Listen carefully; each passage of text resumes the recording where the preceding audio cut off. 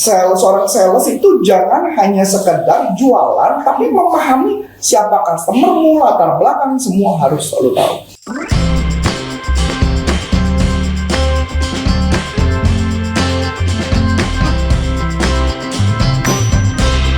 Coach, mau curhat sales dong, Coach. Ya, gimana?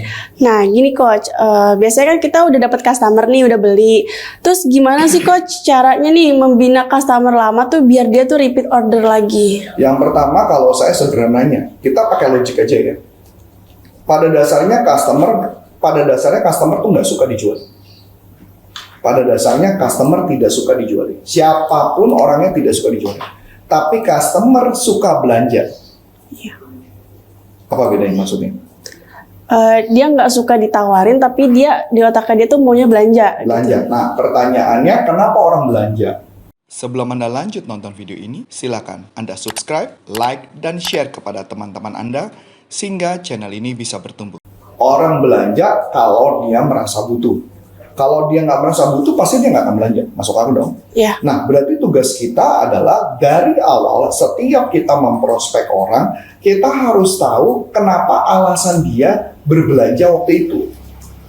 Nah, ketika kita tahu alasan dia belanja, kita bisa mempunyai key point. Misalkan alasan dia belanja, misalnya karena dia pengen bajunya terang, dan kita bisa jualan bajunya terang, dia pengen bajunya yang adem. Nah, makanya ketika datang model baru, kita langsung menawarkan, Kak, ini ada baju yang terang dan adem persis seperti kebutuhan kakak, karena kakak kan katanya sering keringetan tuh. Nah, baju ini pas banget nih kakak mau lihat nggak modelnya? Nah, kita maintainnya dengan cara itu. Harus cari tahu. Jadi setiap sales harus tahu apa keinginan mereka, apa kebutuhan mereka dari awal. Harus, wajib. Kalau nggak bisa. Sampai kapanpun nggak bisa jualan. Jadi kalau mama kita sudah tahu alasannya itu, maka otomatis kita akan bisa jualan. Ya, harus tahu keinginan, harus tahu kebutuhan dia. Karena kalau mama kamu tahu keinginan dan kebutuhan dia, kamu akan lebih gampang ketika memprospek dia. Nah, jadi tugas kamu adalah mencari tahu database tentang dia, tentang latar belakangnya, pekerjaannya apa, dan sebagainya. Saya membagi kita memahami customer itu menjadi 5 level. Jadi level pertama cuma tahu namanya doang. Level 2 kita tahu sampai latar belakangnya mereka, pekerjaan mereka apa. 3 mereka kita tahu tentang hobinya, latar belakang dan sebagainya, impian, dan kita tahu sampai semua hal tentang hidupnya mereka. Jadi misalkan sambil contoh yang sederhana. Saya tahu misalkan contoh customer saya deh, saya sebut nama, misalkan ya Sugiono, pasti juga biasanya dia nonton. Sugiono, saya tahu dia properti, saya tahu bahwa dia suka banget belajar, saya tahu dia jualan kapling, saya tahu dia punya istri dan punya 1 orang anak. Ya, saya tahu bahwa dia adalah tipe orang yang agak pemalu, tapi dia pengen dapat solusi bagaimana cara jadi besar. Nah, pertanyaannya, kenapa saya bisa tahu? Itu tugasnya seorang sales, harus mengetahui latar belakang mereka. Ini contoh 1, Sugiono, misalnya gitu ya. Saya kasih contoh lagi, misalnya saya punya customer salah satu orang bank. Dia adalah termasuk orang tertinggi di learning center, cuma saya nggak bisa sebut namanya. Bapak ini punya seorang anak, anaknya ada 2, beliau orang Medan, tinggalnya di Bandung. Dia ngekos di Jakarta, pulang pergi Jakarta Bandung, cuman untuk pendidikan anak-anak. Kenapa dia mau ke Bandung? Karena istrinya pengen keluarganya tinggal di Bandung yang nggak terlalu ribut dan ramai dan sebagainya. Jadi sometimes dia sering pulang pergi dan sebagainya. Dia dulu adalah bekerja sebagai kepala cabang sebuah bank, dan kemudian dia dapat prestasi, maka dia menjadi kerja di tailoring center. Nah, pertanyaannya, apa sih kebutuhan dia? Dia menemukan banyak pelatihan-pelatihan yang tidak bisa membawa dampak, dan kadang-kadang para salesnya mereka tidak tahu atau tidak dapat jawaban dari permasalahan yang dihadapi. Nah, pertanyaan sederhana, itu yang saya sebut adalah level 5. Yang dimana ketika kita ke customer, kita tahu customer kita. Kita jelas clear tentang customer kita. Kalau nggak tahu, gimana saya mau jual? Jadi, siapa lagi? Sebutin nama. Jadi, maksud saya, beberapa customer saya tahu persis apa pekerjaan mereka, saya tahu persis latar belakang mereka, saya tahu persis apa problem mereka, saya tahu. Misalkan contoh, Pak David orang Bandung, saya tahu beliau adalah dia pengusaha programming, dia punya software house, dia punya beberapa karyawan di atas 5, saya lupa persisnya, pokoknya di bawah 10 atau berapa, dia punya software house, dia jualan untuk perusahaan konveksi bisnis dan sebagainya. Nah, jadi saya bisa tahu keinginan dia untuk menjadi sukses, keinginan dia dan sebagainya saya tahu. Jadi pertanyaan menarik adalah kok saya bisa tahu? Karena setiap customer yang datang kepada saya harus tahu latar belakang mereka. Jadi setiap saya jualan, kalau saya tahu latar belakang mereka, saya tinggal kontak, saya tinggal telepon, saya bilang, ini ada pelatihan nih. Pelatihan apa coach? Pelatihan ini. Kayaknya gue gak cocok deh. Betul, mungkin lu berpikir itu. Kenapa gue telepon lu? Gue tahu banget persoalan lu tentang ini. Dan problem lu ini bisa dijawab dalam pelatihan ini. Jadi kok gue ikut, karena gue paham tentang mereka. Seorang sales itu jangan hanya sekedar jualan, tapi memahami siapa customermu, latar belakang, semua harus selalu tahu. Oke, berarti kita emang di awal itu ya coachnya intinya ya? Di awal itu lu harus tahu semua hal tentang customer, lu harus tahu. Nggak bisa enggak. Jadi jangan karena kenapa diikut pelatihan? Nggak tahu saya Pak, pokoknya diikut aja. Nggak bisa begitu. Saya ambil contoh lagi gitu ya. Saya ada orang yang telepon saya sampai saya pergi ke luar kota dan sebagainya. Mereka telepon, mereka diskusi sama saya. Dia perusahaan di IT, mereka cerita karena mereka percaya sama saya. Jadi kayak contoh kemarin juga ada satu yang dia telepon, dia bilang dia mau ngobrol sama saya. Kenapa? Karena dia direferalin oleh orang lain yang mengatakan Coach Arif bisa bantu masalah mereka. Karena saya paham, saya kenal sama customer saya. Padahal kalau dipikir-pikir, saya kan bukan sales. Saya adalah pengajar yang mereka punya problem dan saya harus tahu semua problem mereka. Boleh tanya Mas Adi ya, pelatihan apapun, setiap di pelatihan apapun, saya selalu bertanya sama peserta, lu punya problem apa? Dan mereka ngomong tuh problem-problemnya. Kadang-kadang problem-problemnya terlalu ece-ece, saya sampai bilang gini, lu gak ada problem yang lebih susah apa hidup lu? Gue bilang gitu. Karena menurut saya, kalau lu gak punya problem yang susah di lapangan, ya lu gak akan terjadi pertumbuhan apapun. Jadi mereka tanya,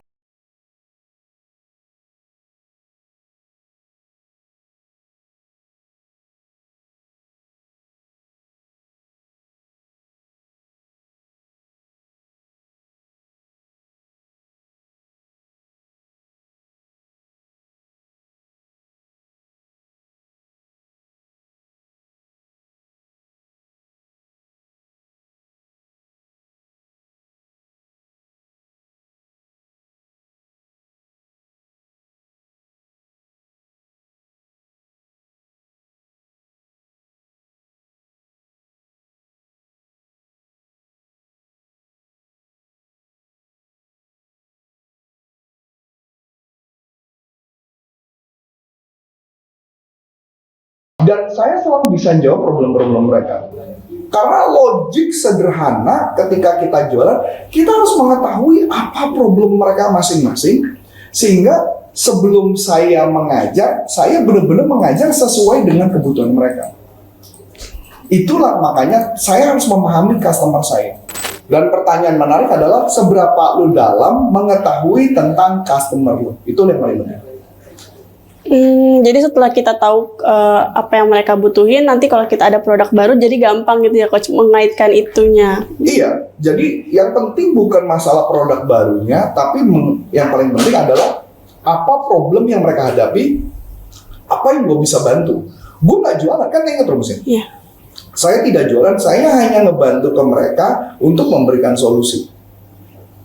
Jadi sedangkan orang kalau berprinsip ada produk baru dia tawarin, percuma ditawarin kalau itu bukan problemnya mereka. Ingat kata rumusnya?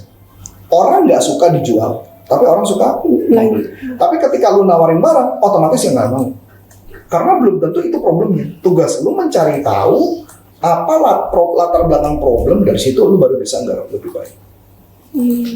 Oke, coach, berarti intinya tetap menggali kebutuhan dulu di awal. Menggali kebutuhan dan memahami tentang mereka.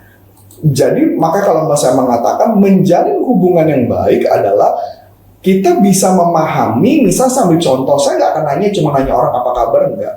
Saya kan cuma tanya, gimana kabarnya bro? Baik, misalnya dia jawab, oke. Pertanyaannya kemarin setelah pembelajaran kemarin gimana? Ada manfaatnya enggak? Oh, saya kurang bisa pakai. Oke, kurang bisa pakai. Saya cari tahu problemnya di mana. Dan tugas saya adalah selalu membantu alumni saya sampai mereka bisa pakai di lapangan. Saya ambil contoh. Ada beberapa orang ikut pelatihan, setiap saya tanya di grup, saya tanya cuman gini. Saya pertanyaan sederhana. Value benefit gimana? Dia jawab, yang mana coach? Yang ini. Terus dia bilang, kok gue nggak ingat ya? Nah, itu menunjukkan bahwa mereka hanya sekedar di kelas, bisa jadi mereka tidak benar-benar melihat. Jadi ketika itu mereka lupa. Saya cuma bilang, pertanyaannya, tanya aja apa yang kamu mau tanya. Saya akan bantuin buat kamu.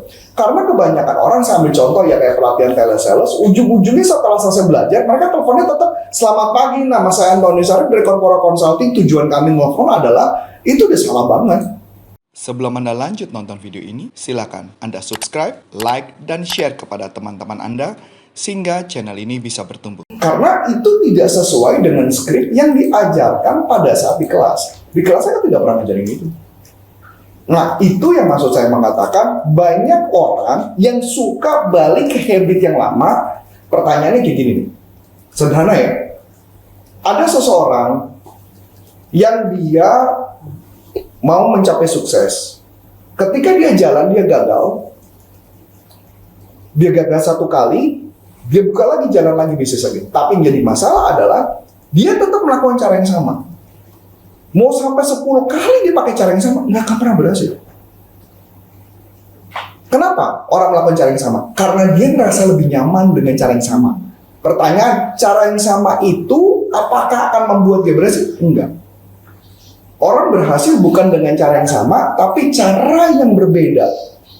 Kalau sudah tahu itu gagal, kenapa dilakukan lagi? Saya ambil contoh. Setiap pagi, dulu waktu zaman awal jadi saya sales, saya melakukan afirmasi. Ketika saya melakukan afirmasi, ternyata cara itu berhasil. Ya saya terus pakai. Tapi kalau mama saya pagi-pagi, aduh gue mau jualan ke siapa ya, aduh gue bingung, otak itu nggak berguna, makanya gue gagal jualan, wajar. Karena kita nggak belajar. Kebanyakan orang gagal dalam hidup karena apa? Karena mereka tidak pernah belajar. Mereka cuma mengulangi cerita yang sama berulang-ulang. Cara yang salah, berulang-ulang. Saya ambil contoh. Ini contoh sederhana. Saya mau mendidik anak saya. Anak saya jenis wanita. Ya, mendidik anak saya ketika dia melakukan kesalahan, saya marah. Ketika saya marah, dia down, dia banting pintu, tutup dan sebagainya. Kira-kira kalau besok dia melakukan kesalahan, saya marahin lagi, dia banting pintu, apakah saya akan berhasil? Tidak akan. Jadi apa yang harus saya lakukan? Merubah cara pendekatan ke dia, yaitu dengan cara apa? Saya duduk di sebelahnya dia nonton film, saya bilang style film, style film, saya ngobrol sama dia. Saya ubah pendekatan sampai saya menemukan cara mana yang paling tepat ketika berhasil. Jangan menggunakan cara yang sama berulang-ulang.